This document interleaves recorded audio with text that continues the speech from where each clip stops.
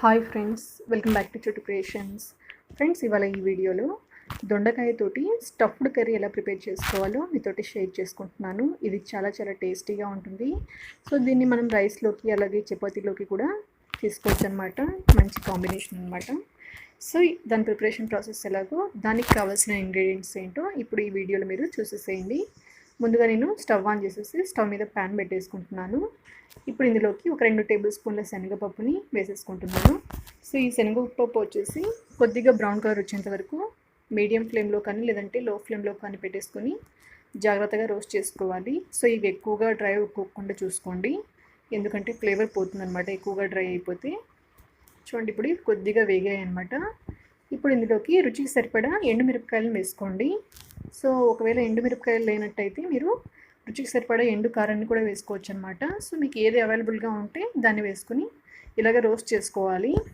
ఇప్పుడు ఇవి కొద్దిగా వేగిపోయాక ఇందులోకి ఒక 2 టేబుల్ స్పూన్ల ఎండు కొబ్బరిని కూడా వేసేసుకొని ఇది కూడా కొద్దిగా రోస్ట్ అయ్యేంత వరకు ఇలాగ బాగా గరిటెతోటి వేయించుకోవాలి. ఇప్పుడు ఇందులోకి నేను ఒక 2 టేబుల్ స్పూన్ల తెల్ల నువ్వుల్ని వేసుకుంటున్నాను. సో ఇవి కూడా బాగా వేగేంత వరకు ఇలాగా మీడియం ఫ్లేమ్లో ఉంచుకొని బాగా వేయించుకుంటున్నాను. సో ఈ స్పైసెస్ అన్నీ కూడా బాగా వేయగాలన్నమాట. అది కూడా మనము మీడియం ఫ్లేమ్లో కానీ లేదంటే లో ఫ్లేమ్లోనే వేయించుకోవాలి, అప్పుడే ఫ్లేవర్ అనేది చేంజ్ అవ్వదు.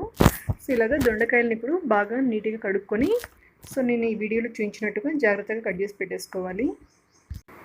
ఇలాగా జాగ్రత్తగా కట్ చేసి పెట్టేసుకోవాలి. సో మనం ఇలా కట్ చేసుకుంటేనే ఈ దొండకాయల్లోకి స్టఫ్ చేసుకోవడానికి చాలా బాగా వస్తుంది అనమాట. చూడండి, ఇలాగా 4 పీసెస్ లాగా అయ్యేలాగా జాగ్రత్తగా కట్ చేసుకొని మొత్తం అన్నిటిని కూడా ఇదే విధంగా ప్రిపేర్ చేసుకొని పక్కన పెట్టేసుకోవాలి. చూడండి, ఇలాగ టోటల్గా కట్ చేయకూడదు, కొంచెం కింద గ్యాప్ అనేది ఉండాలన్నమాట. సో అప్పుడే ఇది బేస్ ఉండేసి జాగ్రత్తగా నిలబడుతుంది అనమాట. సో ఇప్పుడు ఇందాక రోస్ట్ చేసి పెట్టుకున్నాం కదా, అవన్నీ కూడా చల్లగా అయిపోయాయి. వీటిని ఇప్పుడు మనం మెత్తగా మిక్సీ పట్టేసుకుందాము. చూడండి, ఇలాగ వేసేసుకున్నాక వీటిని మెత్తగా పౌడర్ అయ్యేంత వరకు ఇలాగా మిక్సీ పట్టేసుకోవాలి. ఈ మిక్సీ పట్టుకున్నటువంటి ఈ పౌడరు ఇలా ఉంటే సరిపోతుంది. చూడండి, ఇది మరీ మెత్తగా లేదు, అలాగని మరీ బరగ్గా లేదనమాట. ఇప్పుడు ఇందులోకి ఒక 2 టేబుల్ స్పూన్ల ధనియా పొడిని వేసుకుంటున్నాను. ఈ ధనియా పొడి కూడా రోస్ట్ చేసి పెట్టుకున్నదనమాట. సో మీకు ఒకవేళ ధనియా పొడి లేకపోతే ధనియాలను కూడా వేయించుకొని వేసుకోవచ్చు. అలాగే 1 టేబుల్ స్పూన్ జీలకర్ర పొడి వేసుకుంటున్నాను, అది కూడా రోస్ట్ చేసి పెట్టుకున్నది. అలాగే ఒక 2 టేబుల్ స్పూన్ల వేయించి పొట్టు తీసి పెట్టుకున్నటువంటి పల్లీలను కూడా వేసుకుంటున్నాను. అలాగే రుచికి సరిపడే సాల్ట్ని కూడా వేసేసి, సో ఇవన్నీ కూడా బాగా మిక్స్ అయ్యేలాగా గ్రైండ్ తోటి మరొకసారి గ్రైండ్ చేసేసుకోవాలి.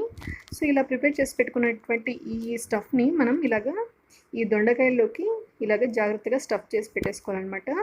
సో నేను మిగతా దొండకాయలన్నింటిని కూడా ఇదే విధంగా స్టఫ్ చేసి ప్రిపేర్ చేసి పెట్టేసుకుంటున్నాను.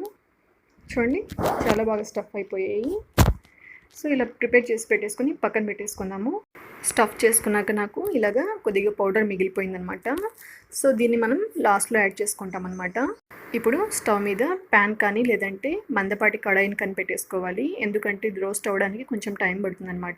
ఇప్పుడు ఇందులోకి ఒక 5 టేబుల్ స్పూన్ల ఆయిల్ని వేసేసుకోవాలి, ఎందుకంటే ఇవి వేగడానికి కొద్దిగా టైం పడుతుంది కాబట్టి మాడుకోకుండా ఉంటుందన్నమాట. అలాగే ఇప్పుడు ఇందులోకి ఒక టేబుల్ స్పూన్ జీలకర్ర, అలాగే ఒక చిన్న ఎండుమిరపకాయని, అలాగే ఒక చిటికెడు ఇంగువ, కొద్దిగా కరివేపాకు, కొంచెం పసుపును కూడా వేసేసుకొని పచ్చివాసన పోయేంత వరకు ఇలాగా బాగా వేయించుకోవాలి.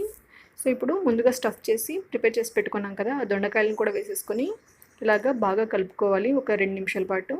సో మరీ ఎక్కువగా కలిపితే ఈ స్టఫ్ అంతా బయటకు వచ్చేస్తుంది అనమాట. ఇలాగా జాగ్రత్తగా గరిటెతోటి ఒక 2 నిమిషాల పాటు కలిపేసుకొని మూత పెట్టేసుకొని మధ్య మధ్యలో అప్పుడప్పుడు తీసుకొని కలుపుతూ ఉండాలన్నమాట, ఇవి మెత్తగా ఉడికేంత వరకు.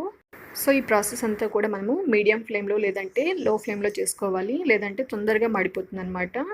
సో ఇప్పుడు నేను మూత పెట్టేసి మీడియం ఫ్లేమ్లో ఒక 2-3 నిమిషాల పాటు ఇలాగ కుక్ చేసుకున్నాక మరొకసారి దీన్ని మూత తీసేసి ఇలా గరిటెతో కలుపుకుంటున్నాను.